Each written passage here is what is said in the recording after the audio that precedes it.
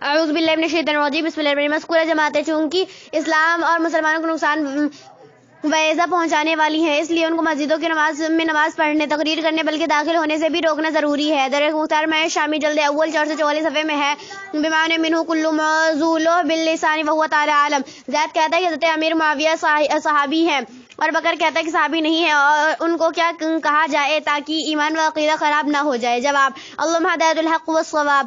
حضرت سیدنا معاویہ رضی اللہ عنہ سرکار محمد مصطفیٰ صلی اللہ علیہ وسلم کے جلیل شان صحابی اور منشی ہیں۔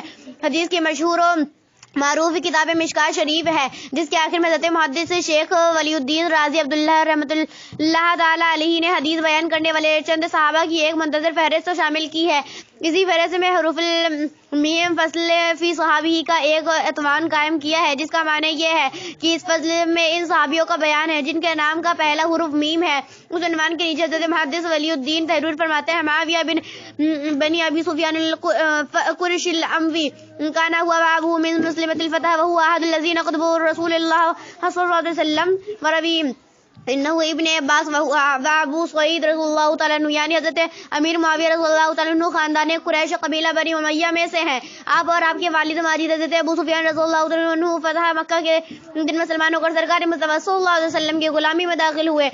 آپ بارگاہ رسالت کے منشی بھی تھے۔ حضرت عبداللہ ابن عباس اور حضرت ابو سعید رضی اللہ عنہ نے آپ سے سرکار مصطفیٰ صلی اللہ علیہ وسلم کی حدیثیں سنی ہے۔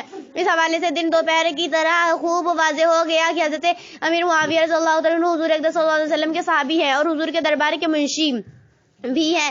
حضرت عبداللہ بن عباس اور حضرت ابو سعید رضی اللہ عنہ نے حضرت امیر معاویہ کو صحابی رسول مان کر ان سے حضور کی حدیث سنی اور قبول کی ہے۔ اللہ تعالیٰ قرآن مجید میں صحابہ کے متعلق اعلان فرماتا ہے: وَقُلْ وَعَدَ اللَّهُ الْحُسْنَىٰ پارہ 27 سورہ حدید، یعنی اللہ تعالیٰ نے تمام صحابیوں سے جنت کا وعدہ فرما لیا ہے۔ سرکار مصطفیٰ صلی اللہ علیہ وسلم اپنے صحابیوں کے حقوق بیان کرنے کے سلسلے میں ارشاد فرماتے ہیں: اذا رأيتم الذين يتبعون اصحابي فقولوا لعنة الله على شركم۔ مشکوٰۃ شریف، یعنی اے مسلمانوں، جب تم ان لوگوں کو دیکھو جو میرے صحابیوں کو برا بھلا کہتے ہیں تو ان سے بدملا کہہ دو کہ تمہارے بدگوئی پر خدا کی فٹکار پڑے۔ یہ حقوق تو ہم صحابیوں کے ہیں۔ حضرت امیر معاویہ رضی اللہ عنہ تو ایک جلیل القدر فقیہ صحابی ہیں، ان کے حقوق تو اور زیادہ ہیں، اور ان کی جلالت شان کا اندازہ اس بات سے کر سکتا ہے کہ 41 ہجری میں شہزادہ رسول حضرت سرکار امام حسن رضی اللہ عنہ نے ان کو سارے جہاں کے مسلمانوں کا خلیفہ اور حاکم اعلیٰ بنایا اور خود ان کے دست حق پرست پر بیعت فرمائی، اور شہزادہ اصغر حضرت امام حسین رضی اللہ عنہ نے حضرت امیر معاویہ کا خلیفہ ہونا ان کی زندگی بھر تسلیم فرمائی۔ یہ واضح رہے کہ سیدنا سرکار امام حسین وہی ہیں جنہوں نے رائے حق میں شہید ہونا تو منظور فرمایا، مگر یزید پلیت فاسق فاجر کی باطل خلافت تسلیم نہ فرمائی۔ اب اس کے بعد جو شخص سیدنا امیر معاویہ کی شان میں گستاخی کرے یا آپ کے خلافت کا حق نہ مانے، وہ سرکار امام حسین رضی اللہ عنہ سرکار امام حسین رضی اللہ عنہ کا کھلا ہوا دشمن اور باغی قرار پائے گا۔ ہندوستان اور پاکستان کے تمام سنی مسلمانوں کی مستند کتاب بہار شریعت حصہ اول 73 صفحے میں ہے۔ تمام صحابہ کرام رضی اللہ عنہ خیر اصلاح میں ہیں اور عادل، ان کا جب ذکر کیا جائے تو خیر ہی کے ساتھ کیا جائے۔ کسی صحابی کے ساتھ سوئی عقیدت، برے گمان رکھنا بد مذہبی و گمراہی و استحقاق جہنم ہے کہ حضور اقدس صلی اللہ علیہ وسلم کے ساتھ بغض ایسا شخص رافضی ہے۔ اگرچہ چاروں خلفاء حضرت صدیق اکبر، حضرت فاروق اعظم، حضرت عثمان غنی اور حضرت مولا علی کو مانے اور اپنے کو سنی کہے، مثلا حضرت امیر معاویہ اور ان کے والد ماجد حضرت ابو سفیان اور والدہ ماجدہ حضرت ہندہ، اسی طرح حضرت سیدنا عمر بن عاص، حضرت مغیرہ بن شعبہ، حضرت ابو موسیٰ اشعری رضی اللہ عنہ، ان میں سے کسی کے شان میں گستاخی تبرہ ہے اور اسے قائل رافضی۔ حاصل گفتگو یہ ہے کہ زید کی بات حق ہے اور بکر کی بات جھوٹی اور باطل ہے۔ پھر چونکہ حضرت امیر معاویہ رضی اللہ عنہ کے صحابی ہونے سے انکار کرنا یہ ان کے حق میں توہین اور گستاخی ہے، اور بکر سے یہ گستاخی ہوئی ہے، لہذا بکر کو یہ فتویٰ دکھا کر اس کو توبہ کرایا جائے، اور اگر معاذ اللہ تعالیٰ بکر کے سر پہ گمراہی اور فضیلت کا بھوت سوار ہو گیا ہو اور سمجھانے پر وہ نہ مانے تو جمعہ مسجد میں اعلان کر دیا جائے کہ بکر سنی نہیں رہ گیا، وہ شہزادہ رسول سرکار امام حسین رضی اللہ تعالیٰ عنہ کا دشمن ہو گیا ہے۔ اعلان کے بعد مسلمانوں پر فرض ہے کہ وہ بکر کا بائیکاٹ کرے اور اسے تمام تعلقات اسے وقت تک منقطع رکھے جب تک وہ توبہ کر کے سنی مسلمان نہ ہو جائے۔ مسلمانوں کو سخت ہدایت کی جاتی ہے اگر وہ اپنے دین و ایمان کا بھلا چاہے تو دشمن نے عظیم مرتد اور راشد الخیری رافضی گمراہ کی کتابیں ہرگز نہ پڑھے، ورنہ شیطان مردود ان کے ایمان اور عقیدے کو برباد کر کے جہنم میں ڈھکیل دے گا۔ وَلِعِیاذُ بِاللَّهِ رَبِّ العالمین واللہ تعالی ورسولہ عالم جل جلالہ وصلی اللہ تعالی علیہ وسلم۔ حضرت امیر معاویہ رضی اللہ عنہ کا ناخلف بیٹا یزید کافر ہے یا مسلمان؟ جواب: حضرت امیر معاویہ رضی اللہ عنہ کے بدبخت بیٹے یزید کے بارے میں اس عمر پر سب ائمہ اہل سنت کا اتفاق جمع ہے کہ وہ فاسق و فاجر اور جری للکبائر تھا، لیکن اس کو کافر کہنے میں اختلاف فرمایا۔ حضرت امام احمد بن حنبل رضی اللہ عنہ اس کے متبعین یزید کو کافر کہتے ہیں اور ہمارے حضرت امام اعظم رضی اللہ تعالی عنہ نے کافر کہنے سے احتیاطاً سکوت فرمایا ہے کہ اس سے فسق و فجور متواتر ہے مگر کفر متواتر نہیں، اور جبکہ احتمال ہو تو کسی کی جانب کبیرہ گناہ کی نسبت جائز نہیں ہے، تو بصورت احتمال کافر کہنا کیسے جائز ہوگا؟ قال الامام احمد رضا البریلوی رضی عنہ رب القوی فی الجزائی سادس من الفتوى رضیہ اور شرح فقہ اکبر 88 صفحے میں ہے۔ ایک طرف فی الکفار یزید قبل نما یعنی لما روی عنہ ما يدل على قبره في تحلیل القبر وما توفه بعد القتل الحسین وصحاب ان جازیتهم بما فعلوا باشیا قریش وزادی في بدر في امثال ذلك وقيل لم يبس لنا عنه تلك الاسباب الموجودة القبر وحقيقة الامر توقف فيه ومرجع امره الى الله سبحانه ملخصا۔ پھر اسی صفحے پر دوسرے کے بعد ہے لا يكفين ایمان یزید محقق ولا يثبت قبر بدل للذن فضلا عن دلیل قطعی هذا ما عندي والعلم بالحق عند الله تعالى ورسول جل جلاله صلی اللہ علیہ وسلم۔ کیا فرماتے ہیں علماء کرام مفتیان شرع اعظم دامت برکاتہم العالیہ مسائل حاضہ میں؟ نمبر 1، زید کہتا ہے کہ جس شخص کے پاس اہل سادات کے مہر نہ ہو وہ عالم نہیں ہو سکتا، یوں ہی جس کے پاس اہل سادات کی مہر نہ ہو وہ خلیفہ نہیں ہو سکتا۔ عالم دین اور خلیفہ ہونے کے لیے اہل سادات کی مہر ہو یا ان کی اجازت ہو۔ کیا زید کا قول صحیح ہے؟ نمبر 2، زید کہتا ہے کہ حضرت اورنگزیب عالمگر کو رضی اللہ عنہ کہنا کفر ہے اور جو کہے وہ کافر ہے۔ نمبر 3، حضرت منصور رضی اللہ عنہ کو پھانسی کا فتویٰ دینے والے ماں عالمگر کے قابل گردن زدنی اور سب جہنمی ہے، جہنم میں جائیں گے، سب کو توبہ کرنا چاہیے، اور جو حضرت عالمگر کو جنتی کہے تو وہ توبہ کرے۔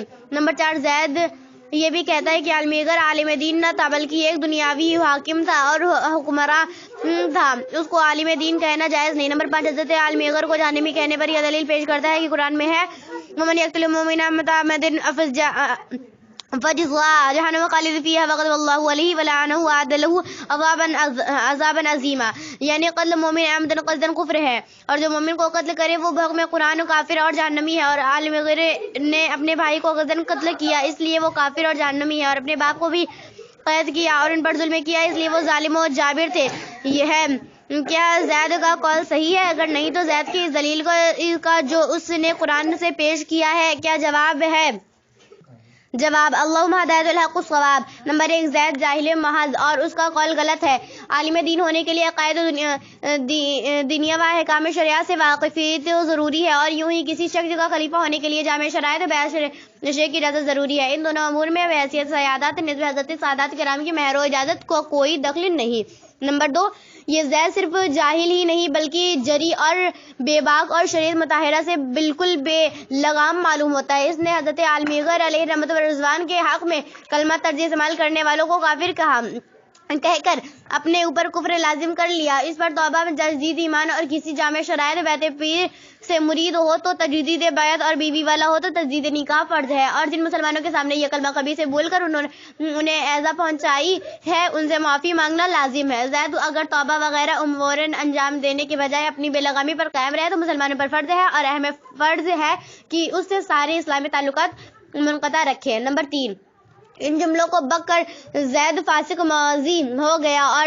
اس پر توبہ فرض ہے۔ جن مسلمانوں کے سامنے یہ جملے بول کر زید نے انہیں ایذا پہنچائی ان سے معافی مانگنا اس پر لازم ہے۔ نمبر 4، حضرت محی الدین عالمگر اور اورنگزیب علیہ رحمت الرضوان سلطان اسلام ہونے کے بعد حافظ قرآن عالم دین عادل متقی پرہیزگار تھے جن کی نگرانی میں فتاوی عالم اغر جیسی عظیم اور جلیل ضخیم کتاب مرتد ہوئی۔ وہ عالم دین نہ ہوگا تو پھر عالم دین کون ہوگا؟ نمبر 5، عمدن مومن کا قتل سخت ترین گناہ کبیرہ ہے اور گناہ کبیرہ کا مرتکب فاسق و مستحق عذاب نار ضرور ہے لیکن کافر نہیں۔ اہل سنت کی مستند و متداول کتاب شرح عقائد نصفی میں ہے والکبیرۃ لا تخرج المؤمن عن الایمان، آیت کریمہ میں قتل مومن بالعمد پر شدید ترین سزاؤں کو وعید ضرور ہے لیکن قاتل مومن کو کافر نہیں فرمایا، اور یہی وجہ ہے کہ مفسرین کرام نے یہاں خلود فی النار سے تہائے دار زمرہ دلیا ہے۔ اگر قاتل مومن شرع کافر ہو جاتا تو خلود ہے، کیونکہ قاتل مومن اشد فاسق اور مستحق جہنم ضرور ہے لیکن کافر نہیں، اور یہ بحث وہ صورت میں ہے کسی کلمے کو مسلمان کو بلا وجہ شرعی قتل کیا جائے، اور اگر شرعی وجہ کی پیش نظر کو کوئی مسلمان قتل کیا گیا تو قاتل پر کوئی مواخذہ نہیں۔ مثلا جو لوگ مسلمان ہوتے ہوئے ڈاکازنی کرتے ہوئے بغیر کسی حق شرعی کے بادشاہ اسلام سے بغاوت کر کے سائی فساد ہے وہ ضرور قتل کیے جائیں گے اور قتل کرانے والے پر کوئی مواخذہ نہیں ہوگا۔ دار شکار توبانی فتنہ وسائی فساد ہونے کے ساتھ دشمن شعر الدین و مروج الہادو زندقہ تھا، کیونکہ ابو بم صاحبت ہنودو جوگیا بے ایمان شدہ بود ملاحظہ ہو وقائے عالم غری 27 صفحے مرتدہ نبیل احمد سندیلوی، لہذا دارا کا قتل بنائے وجہ شرعی ہے۔ رہا شاہ جہاں مرحوم پر ظلم و ستم کا افسانہ تو وہ زید کی من گھڑت کہانی ہے۔ حقیقت یہ ہے کہ حضرت اورنگزیب عالم اغر علیہ رحمت رضوان شاعر اسلام کے پاسباں مروج شریعت اسلامیہ دین کے غازی مجاہد اور مجدد تھے۔ آپ کے زہد و تقوی، حق پرستی، عدل و انصاف، حمایت دین، نقابت مفسدین پر اگر شہادت درکار ہو تو ملاحظہ ہو تفسیر احمد۔ یہ حضرت مولانا احمد جیون علیہ رحمت رضوان مصنف نور الانوار حضرت اورنگزیب عالم اغر علیہ رحمت رضوان کے بارے میں تحریر فرماتے ہیں: ناصر الشریعت القویمۃ صالح الطریقۃ المستقیمہ باسط محاد العدل والانصاف حادم اساس الجور والاستصاف مروج الشریعہ غرائے موسوس الملت الحنیفۃ البیضاء صاحب مفاخر صاحب جامع المراتب والمناقب بحر درابی ظفری مروی ذیف الفضل صغیر القبیرہ محی الدین اورنگزیب عالم غیر تفسیرات احمد۔ یہ 6 صفحے فتاوی عالم اغر جلد اول کے خطبہ کے اکابر علماء اسلام کی متفقہ گواہی ملاحظہ ہو۔ والمطع علی العدل والشجاعۃ والندی والمفطور تفنۃ من الغاب ورو والتقوی امیر المؤمنین ورئیس المسلمین امام الغزاة وراث المجاہدین ابو ظفر محی الدین محمد اورنگزیب عالم غیر بادشاہ غازی۔ غور کرنے کی بات یہ ہے کہ جو بادشاہ اپنے زمانے کے اکابر حاملین شریعت علماء کی نگاہوں میں عادل و منصف متقی و زاہد متورع حامی دین مروج شریعت ہو، اسے کو ظالم و جابر کافر و جہنمی کہنا کتنی بڑی بدقسمتی اور شقاوت ہے۔